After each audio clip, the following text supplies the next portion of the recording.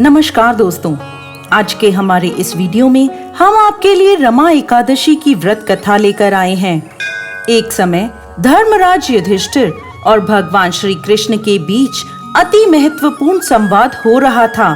महाराज युधिष्ठिर बोले, हे मधुसूदन, कार्तिक कृष्ण एकादशी के महत्व के बारे में आप मुझे बताएं। तब भगवान श्री कृष्ण बोले, हे राजन, कार्तिक कृष्ण एकादशी का नाम रमा है। ये बड़े से बड़े पापों का नाश करने वाली है। मैं आपको रमा एकादशी की एक प्राचीन कथा सुनाता हूँ। ध्यान पूर्वक सुनिए।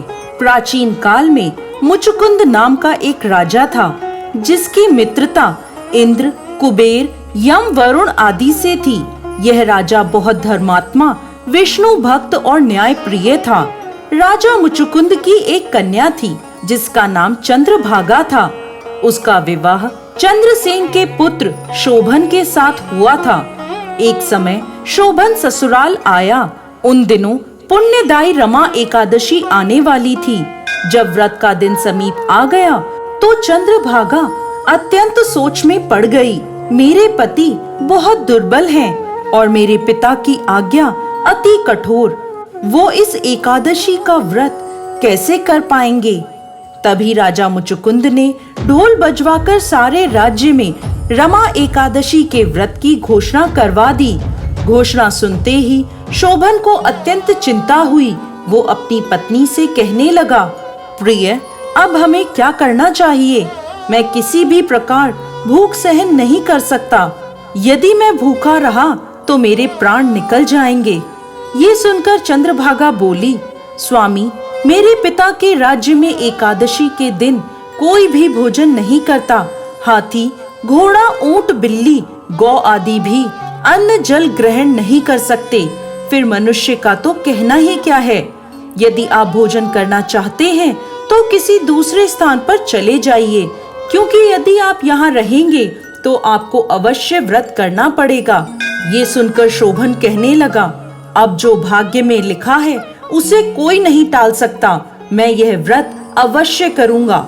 इस प्रकार से विचार कर शोभन ने भी व्रत रख लिया।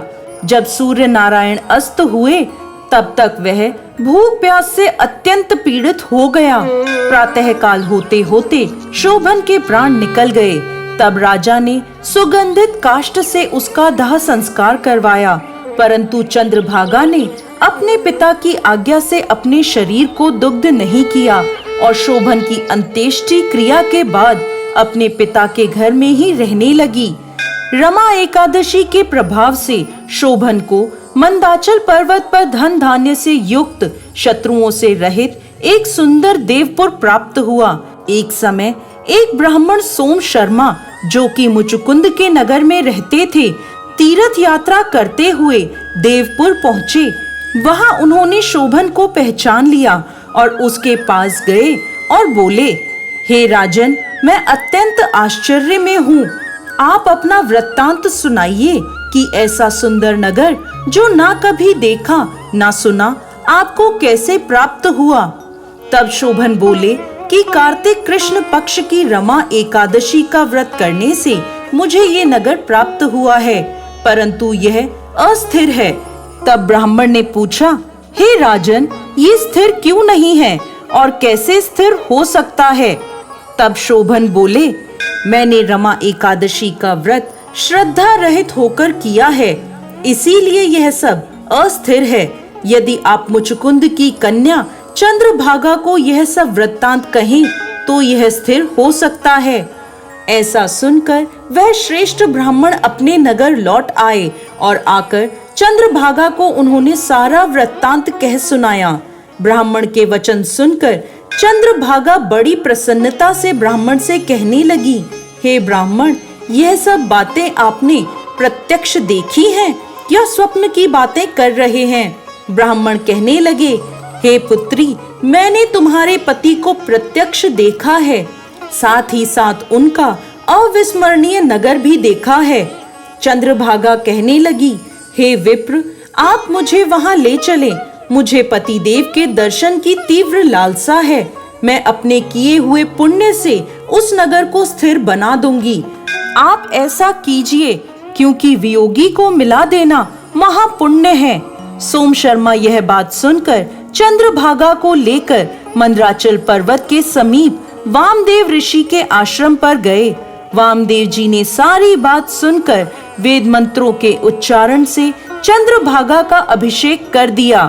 तब ऋषि के मंत्र के प्रभाव और एकादशी के व्रत से चंद्रभागा का शरीर दिव्य हो गया और वह दिव्य गति को प्राप्त हुई। इसके बाद बड़ी प्रसन्नता के साथ अपने पति के निकट गई। अपनी प्रिय पत्नी को देखकर शोभन बहुत प्रसन्न हुआ और उसे बुलाकर अपनी बाईं तरफ बिठा लिया। चंद्रभागा कहने लगी, हे प्राणनाथ, आप मेरे पुण्य को ग्रहण कीजिए। अपने पिता के घर जब मैं 8 वर्ष की थी तब से विधि पूर्वक एकादशी के व्रत को श्रद्धा पूर्वक करती आ रही हूँ। इस पुण्य के प्रताप से आपका यह नगर स्थिर हो जाएगा तथा समस्त कार्यों में युक्त होकर प्रलय के अंत तक रहेगा। इस प्रकार चंद्रभागा अपने उस राज्य में आनंद पूर्वक अपने पति के साथ रहने लगी। कथा का समापन करते हुए भगवान श्री कृष्ण बोले, हे युधिष्ठिर महाराज, जो व्यक्ति रमा एकादशी की व्रत कथा का श्रवण करता है वो सभी पाप कर्मों से मुक्त होता है और उसे भगवान श्री हरि के परम धाम बैकुंठ की प्राप्ति होती है। इसलिए अति पुण्यशाली रमा एकादशी का पालन प्रत्येक व्यक्ति को अवश्य करना चाहिए।